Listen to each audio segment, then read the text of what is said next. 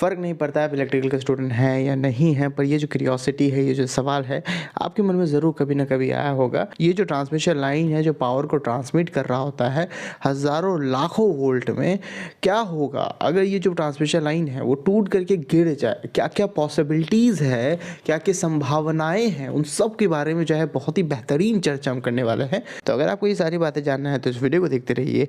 आपको कुछ नया तो क्या, बहुत कुछ सीखने मिलने वाला है।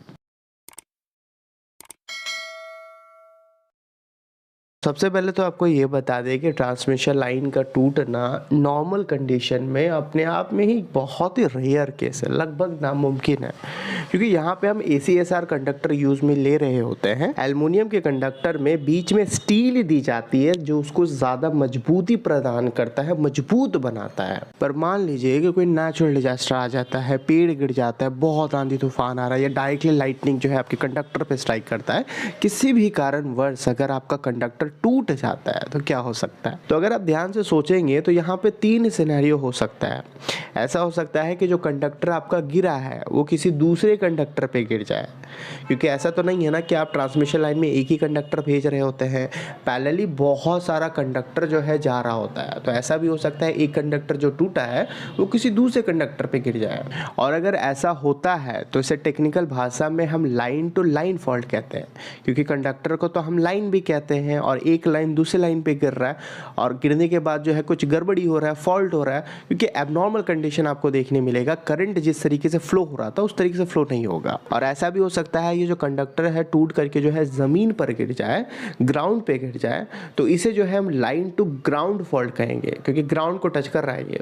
या अगर कंडक्टर टूट करके अगर टावर को भी टच करता है ना, जो सपोर्टिंग स्ट्रक्चर है आपका, तो टावर भी आपका ग्राउंड से टच है, तो उसे भी हम लाइन टू ग्राउंड फॉल्ट कहते हैं। और ऐसा भी हो सकता है कि कंडक्टर आपका टूट तो गया पर ना ही वो ज़मीन पे टच हो रहा है, ना ही वो किसी दूसरे कंडक्टर पे टच हो रहा है, वो हवा में लटका हुआ है। तो ये 3 पॉसिबिलिटी जो है बनता है। अब मान लीजिए कि लाइन टू लाइन फॉल्ट हो जाता है या लाइन टू ग्राउंड फॉल्ट हो जाता है, यानी कि कंडक्टर जो है ज़मीन को टच कर रहा होता है, तो इस वक्त क्या होता है कि ये सप्लाई से, ये जो टूटा हुआ कंडक्टर है, ये सप्लाई से, जनरेटिंग स्टेशन से बहुत ही ज़्यादा करंट को जो है डिमांड करता है, यानी कि आपके कंडक्टर में बहुत ज़्यादा करंट फ्लो होना स्टार्ट हो जाता है। और अगर कंडक्टर से बहुत ज़्यादा करंट फ्लो हो रहा है तो आपका कॉपर लॉस बढ़ जाएगा, जो I2R लॉस है वो बढ़ जाएगा, सिस्टम अनएफिशिएंट हो जाएगा, और साथ ही साथ जितने भी इलेक्ट्रिकल इक्विपमेंट लगे हुए हैं वो भी डैमेज होने का खतरा बढ़ जाता है। तो समझना यहाँ पे ये है कि कंडक्टर का टूट के जमीन पे गिर जाए तो बहुत ज़्यादा करंट आपका क्यों फ्लो होता है। तो इसको अच्छे समझने के लिए आपको करंट से रिलेटेड जो है 3 नियम पता होना चाहिए,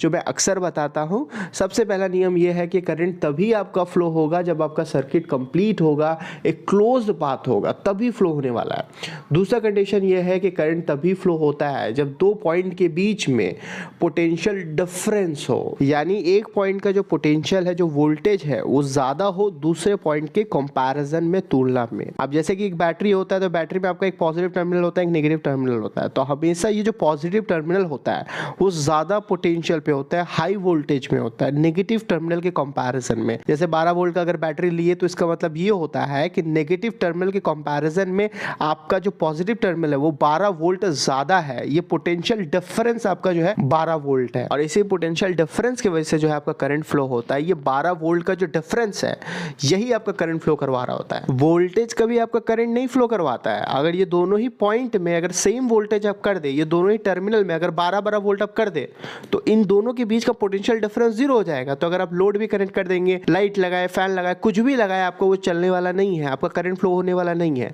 तो पोटेंशियल डिफरेंस होना बहुत ज्यादा जरूरी है, और ये पॉइंट बहुत ज्यादा इंपॉर्टेंट है, इसको हमेशा अच्छे से याद रखिएगा। तीसरा जो नियम है कि करंट उस पाथ से, उस रास्ता से ज्यादा फ्लो होता है जिस रास्ता में, जिस पाथ में उसको जो ऑपोजिशन है, करंट ऑपोजिशन है, जो रेजिस्टेंस है, जो इंपेडेंस है, वो उसको कम मिले। तो ये जो 3 नियम मैंने आपको बताया है, हो सकता है आपको लग रहा होगा कि यार ये तो बड़ी सिंपल बातें थी, हमें ऑलरेडी पता था, पर मेरे दोस्त मैं आपको बता दूं, अगर इस 3 नियम की गहराई को अगर आप समझ समझ पा रहे हैं ना, तो इलेक्ट्रिकल इंजीनियरिंग के जो आधी कंसेप्ट आप किसी भी सब्जेक्ट को उठा ले उसको समझना आपके लिए बहुत ही आसान हो जाएगा। और ये तीनों नियम का ही इस वाले टॉपिक से बहुत ही गहरा कनेक्शन है जो अभी आपको समझ में आने वाला है। तो अब मैं अगर आपसे पूछूं कि कंडक्टर टूट करके जमीन पे गिर गया तो यहाँ पे करंट आपका क्यों फ्लो हो रहा है? यहाँ तो करंट फ्लो नहीं होना चाहिए क्योंकि कंडक्टर टूट गया, सर्किट आपका इनकम्प्लीट हो गया।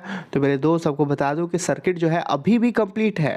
वो कैसे? वो ऐसे कि जनरेटिंग स्टेशन पे जो ट्रांसफार्मर आपका होता है जो वोल्टेज के लेवल को इंक्रीज करके भेज रहा होता है, तो 3 फेज तो वो भेज दे रहा होता है, पर जो न्यूट्रल होता है उसको हम ग्राउंड कर देते हैं, उसको जमीन में काट देते हैं। जब कंडक्टर आपका टूट करके जमीन पे गिर जाता है तो वापस से उसको न्यूट्रल मिल जाता है, यानी कि पूरा जो जमीन है, पूरा जो ग्राउंड है वो आपका as a neutral wire act कर रहा होता है और फेज वायर तो है ही, यानी कि आपका एक कंप्लीट सर्किट है, एक क्लोज पाथ है, इसलिए यहाँ पे करंट आपका फ्लो हो रहा होता है। दूसरी बात है, मैंने आपको यहाँ पे ये बताया कि यार बहुत ज्यादा करंट फ्लो हो रहा है ग्राउंड पे गिरने के बाद। वो ऐसा क्यों?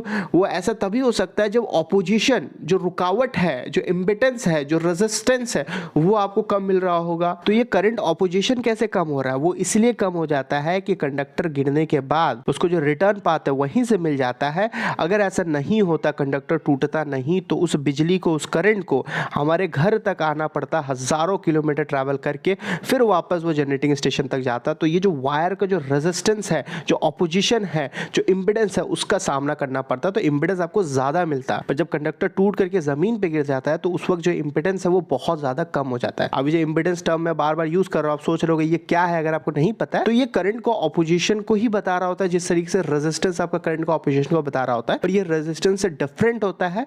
कैसे डिफरेंट होता है इसको अगर आपको अच्छे से समझना है तो मैं आपको एंड स्क्रीन में ये वीडियो दे दूंगा, आप जाकर के जो है आप देख सकते हैं। देखिए, ये तो हमें समझ में आया कि हाँ भाई करंट फ्लो होगा, क्यों फ्लो होगा, कितना फ्लो होगा, कैसे फ्लो होगा, सब समझ में आया आपको।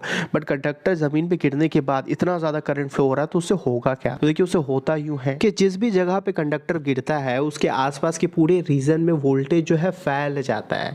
यानी कि मान लीजिए अगर कंडक्टर 1 लाख वोल्ट पे पावर को ट्रांसमिट कर रहा था, 1 लाख का था, तो जहां भी गिरा तो उसके आसपास अगर आप देखेंगे तो थोड़ा सा आगे जाएंगे तो आपको 80,000 वोल्ट देखने मिलेगा, थोड़ा और आगे जाएंगे तो आपको जो है 60,000 देखने मिलेगा, थोड़ा और आगे जाएंगे तो 40,000 देखने मिलेगा। यानी कि जैसे जैसे कंडक्टर के आप दूर जाते जाएंगे वैसे वैसे वोल्टेज आपका कम होता जाएगा, और जैसे जैसे कंडक्टर के करीब जाते जाएंगे वैसे वैसे वोल्टेज बढ़ता जाएगा। और इसी चीज को टेक्निकल भाषा में हम पोटेंशियल ग्रेडियंट कहते हैं। यानी कि सरल भाषा में अगर कहा जाए तो जब भी कंडक्टर आपका टूट करके नीचे गिरेगा तो आपको पोटेंशियल ग्रेडियंट देखने मिलेगा। और बाई चांस कोई भी इंसान अगर उस रीजन में खड़ा होता है तो बिना कंडक्टर के कांटेक्ट में आए हुए, बिना वायर को छुए हुए भी उसको बहुत जोर से झटका लगेगा और वो मर भी सकता है। अब वैसा क्यों होगा?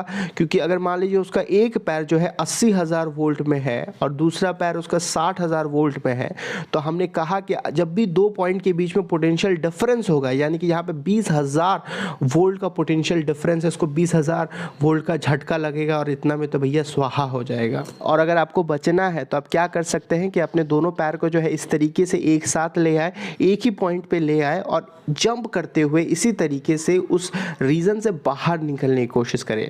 क्योंकि हमने कहा कि जब एक पॉइंट पे आप ले आएंगे ना दोनों पैर को, तो आपका एक ही पॉइंट पे पोटेंशियल होगा, एक ही वोल्टेज पे होगा, तो आपको वोल्टेज कभी मारता नहीं है, हमेशा वोल्टेज डिफरेंस मारता है। तो आपके दोनों पैर पे 2 डिफरेंट वोल्टेज नहीं होना चाहिए, सेम वोल्टेज मेंटेन करके आप जंप करते करते आप निकालें, कुछ नहीं होगा आपको। तो अब आपको समझ में आया कि ये जो करंट की 3 नियम हमने बताई थी वो किस तरीके से हम यहाँ पे यूज कर रहे हैं। और एक बात बता दें कि ये जो स्टेप पोटेंशियल है ये जरूरी नहीं है कि कंडक्टर टूट करके जमीन पे गिर जाए तभी आपको देखने मिलेगा, नॉर्मली कंडीशन में भी आपको देखने मिलता है। हमने इसके पहले वाले वीडियो में आपको सर्ज वोल्टेज के बारे में बताया था कि बहुत कम समय के लिए जब बहुत ज्यादा वोल्टेज आ जाता है उसे सर्ज वोल्टेज कहते हैं। तो जब भी ये सर्ज वोल्टेज आता है हम उसको ग्राउंड कर देते हैं क्योंकि ये हमारे सिस्टम के लिए काफी नुकसानदायक है। तो ग्राउंड कैसे करते हैं? तो ये जो टावर आप देख रहे हैं ना, ये जो सपोर्टिंग स्ट्रक्चर है इसके ही थ्रू से किया जाता है। तो कभी भी अगर कोई बंदा उस टावर के आसपास भी खड़ा रहेगा और इतना हाई वोल्टेज ग्राउंड होगा, इतना करंट जो है आपका फ्लो होगा ग्राउंड से, तो वहां भी जो है आपको पोटेंशियल ग्रेडियंट देखने मिलेगा और स्टेप पोटेंशियल के कारण जो है उसका वहीं पे स्वाहा हो जाएगा और उसको समझ भी नहीं आएगा कि भैया हुआ क्या, मैंने तो कुछ टच भी नहीं किया। और मान लीजिए कि वो बंदा अगर टावर को टच करता है और उस समय जो है ग्राउंड हो रहा है तो उस वक्त भी उसको झटका लगेगा। क्यों लगेगा इसको समझाने की जरूरत नहीं है। और इस चीज को जो है टेक्निकल भाषा में हम टच पोटेंशियल कहते हैं क्योंकि उसने टच किया और पोटेंशियल यानी कि झटका, तो टच करने की वजह से जो उसको झटका लगता है उसे टच पोटेंशियल कहते हैं। तो स्टेप पोटेंशियल और टच पोटेंशियल के बारे में भी आपको अच्छे से क्लियर हो गया। ये भी एक बहुत ही इंपॉर्टेंट टॉपिक है जो अक्सर आपसे इंटरव्यू में पूछ पूछ ली जाती है। तो देखिए और एक इम्पॉर्टेंट बात बता दें कि ये जो सारी चीज़ें मैंने आपको बताई है ये बहुत ही कम समय के लिए होता है, क्योंकि जिस भी सब स्टेशन से ये सारा लाइन आ रहा होता है तो वहाँ पे हमने बहुत सारे सेफ्टी इक्विपमेंट लगा रखी है, हमने रिले लगा रखा है, सर्किट ब्रेकर लगा रखा है। तो रिले को पता चल जाता है कि हाँ ऐसा कुछ फॉल्ट हुआ है, लाइन टू ग्राउंड फॉल्ट हुआ है या लाइन टू लाइन फॉल्ट हुआ है। तो जैसे ही ऐसा होता है तो एक तो इंडिकेटर लाइट होता ही है जो आपको इंडिकेट करता है, और साथ ही साथ वो सर्किट ब्रेकर को जो है कमांड भेज देता है कि भाई सर्किट को ब्रेक करो, बहुत ज़्यादा करंट फ्लो हो रहा है। तो वो पूरी लाइन को ट्रिप कर देता है, सर्किट को ओपन कर देता है, तो करंट का बहाव जो है वो रुक जाता है। तो ये तो सारी कहानी थी पहली और दूसरी कंडीशन की, जब लाइन टू लाइन फॉल्ट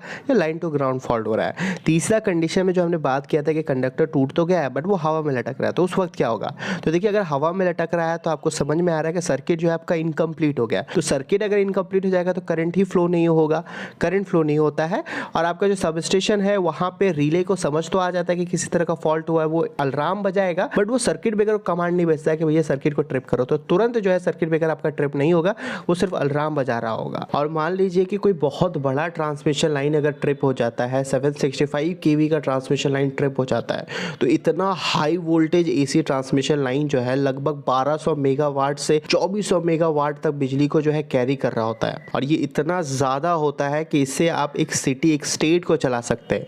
तो इतना बड़ा ट्रांसमिशन लाइन अगर अचानक ट्रिप हो जाता है तो पूरे सिस्टम का जो सिंक्रोनिज्म है वो बिगड़ सकता है, डिमांड और सप्लाई के बीच में गड़बड़ी हो सकता है। क्योंकि आपको पता होना चाहिए कि हर वक्त जितना बिजली हम बना रहे होते हैं उतना ही बिजली को यूज करना जरूरी होता है, आप यहीं स्टोर करके नहीं रख सकते इस बिजली को, इसलिए डिमांड और सप्लाई के बीच में हमेशा बैलेंस होता है। पर अचानक से कंडक्टर टूटने की वजह से इतना सारा डिमांड जो है डिस्कनेक्ट हो जाता है, यानी कि सप्लाई बढ़ गया, ये डिमांड सप्लाई के बीच में गड़बड़ी हुआ, तो आपका पूरा जो सिस्टम है वो अनस्टेबल हो जाएगा, कैस्केडिंग इफेक्ट देखने मिल सकता है और ब्लैकआउट भी हो सकता है। पूरे भारत को जो बिजली है एक साथ जा सकता है, तो ये भी पॉसिबिलिटी बनता है। अब ये कैसे क्या होता है, अनस्टेबल क्या होता है, डिमांड सप्लाई क्या होता है, ये सारी जो बातें हैं मैंने इस वाले वीडियो में बहुत ही डिटेल में बताया है, और भी फ्रीक्वेंसी बदलने की वजह से क्या क्या होता है सब इस वीडियो के माध्यम से आप जान सकते हैं।